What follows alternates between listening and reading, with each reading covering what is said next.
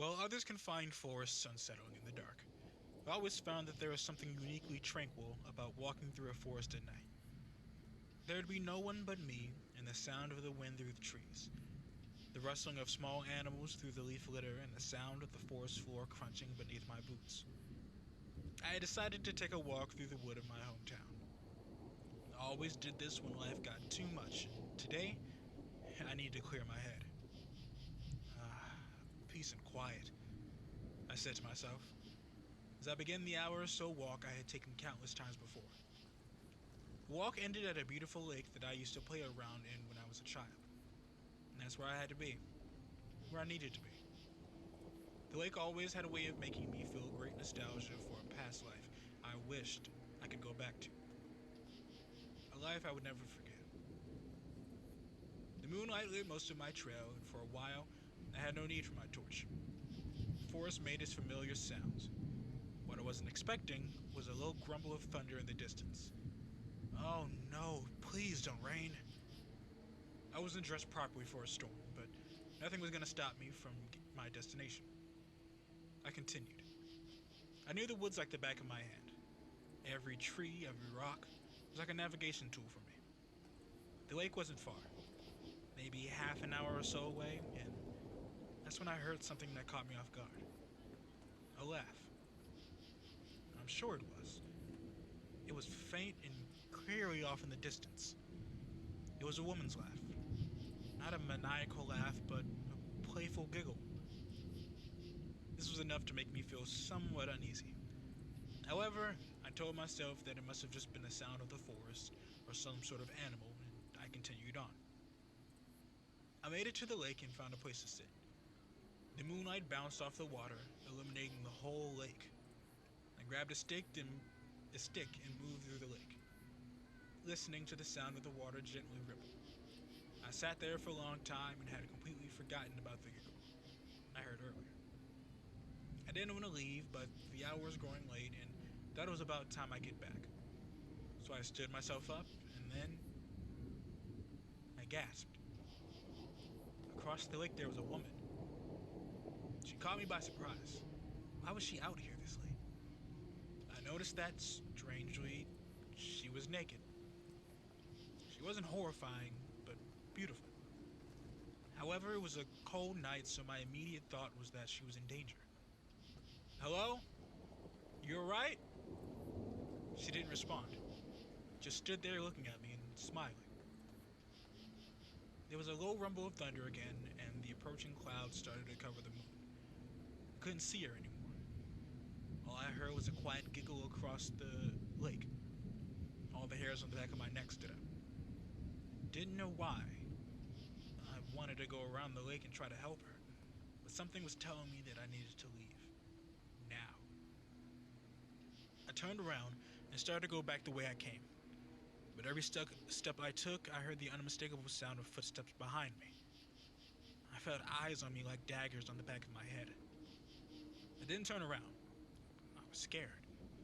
Was it her? What did she want? I didn't turn around. I carried on walking until I heard a whisper from behind me. Turn around.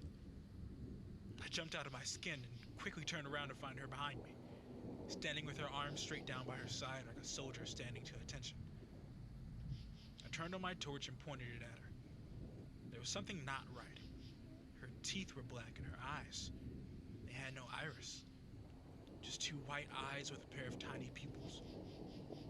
Her grin stretched across her face, and as she smiled, black liquid seeped from the corner of her mouth. Don't forget, she said, followed by yet another playful giggle. With this, she slinked back slowly into the forest and disappeared behind a tree. I didn't follow. I turned around and walked as quickly as I could. I knew that if I ran, I would lose my way, and it was beginning to rain. It was so dark now that all I could see was what my torch was illuminating. I finally came to a clearing where the path diverged into two. I recognized the tree that stood between the two paths. I had seen it countless times before. No. What? I... Was it... Is it left or right? could I not remember? I've walked this trail 100 times. It was like muscle memory to me. Okay, think. Think. It's left. It's gotta be left. I walked quickly down the trail to the left, and almost as soon as I did, I heard that fucking laughter again. But this time it was loud and hysterical. I shone my torch through the trees. The laughter sounded like it was coming from all around me until it stopped abruptly. I turned my attention back to the path, and there she stood. She wasn't smiling anymore, just staring at me. Her appearance seemed to have changed once again. Her arms had become unnaturally long, almost touching the floor, and her skin was deathly pale and gray. She took one step forward towards me, and I took one step back. She whispered, "Don't forget." The smile reappeared on her face, and the black liquid poured out of her mouth again. This time like a river of blood flowing down her neck and chest. I was frozen in fear. Watching her, she bent down to all fours and crept slowly around me, disappearing once again. It took me a while to snap back into reality. I scanned the forest in front of me. I couldn't remember anything. The path ahead, the trees, everything looked alien to me. All I could do was follow the path ahead of me and hope to God that it led me out of these woods. The forest was quiet now. The rain had stopped. No wind, no rustling of leaf litter, no crickets, no birds. Nothing. I tried to remember how long I had been on this path, but I seemingly had no memory of anything besides the woman. I didn't even remember how I got to the forest or why. I stopped in the middle of the path, desperately looking around for anything that would jog my memory. All the while, the deafening silence continued. Not a damn thing could remind me where I was or how to escape. As my eyes glanced around, they fixed to something irregular. There seemed to be something carved into a tree. I slowly walked forward and realized they were words. When I got close enough, I could read those words. Don't look at me. Don't listen to it. My torch started to flicker. No, please no. I hit it against my palm until mercifully it sprung back into life. And then the forest wasn't quiet anymore. I could hear breathing. Heavy, labored breathing.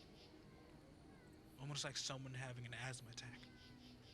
I shone my torch toward the noise and saw a hand clutching the side of a tree.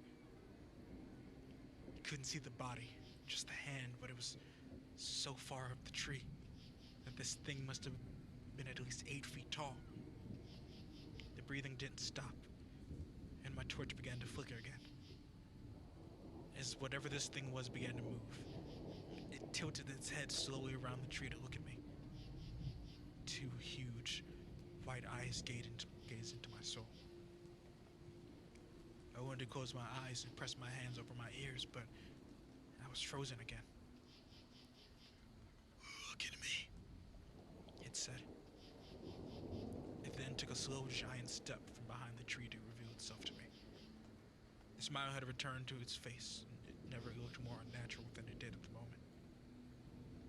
It was huge. It was even taller than I thought, almost as big as the tree it moved through. Its arms were long, bony, and its spine was twisted and contorted. It struggled as it moved slowly towards me, as if its body was being controlled like a puppet. It then stopped in front of me and slowly bent down to walk on all fours. Its body clicking and snapping as it did. "Listen," it said. It was inhaling its words as it spoke, as if it was gasping for air. The smile stretched further across his emaciated gray face, and his cold white eyes didn't blink. As if nothing could get any worse, at this point my torch gave in and died. I was in complete darkness. I couldn't see a thing. I could hear it getting closer as my legs began to tremble and give away. I fell to my knees. The The air smelled more and more like decaying flesh the closer it got to me, and the sound of breaking bones as it moved itself across the floor. It was getting louder and louder, till I could feel its breath on my face. I closed my eyes as tears started to roll down my cheeks. I braced myself for the end, and then I felt a cold hand brush my cheek, wiping away the tears from my face. "Goodbye," it said. And then all the sounds were gone once again. That was the last I saw of it. I'm still here. I don't remember my name. I don't know this place. Where am I?